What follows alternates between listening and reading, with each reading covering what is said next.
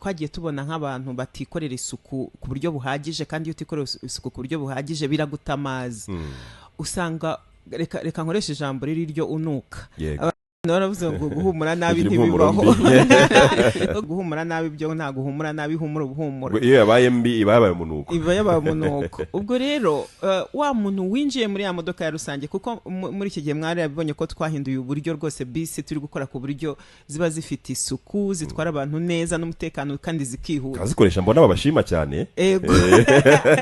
Buriya rero muri uko kugerageza kuyibungabunga uvuga ngo irasa neza, ngo ifite isuku, iyo hagiyemo umuntu umwe gusa ufite wa munuko, icyo gihe bya bindi byose mwebwe abandi mwese mwari mwagerageje gukora bihita bipfa.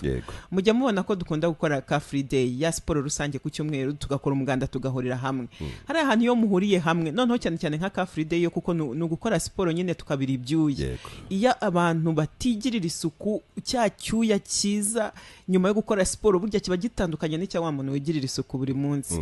Aho ngaho naho uhita ubyumva, uhita uvuga uti noneho uyu munsi ko numva hajemo abantu batajya bakaraba bite. Icyo rero nashaka gutsindagira nicyo kivuga ngo nibyo rwose abantu babyumve.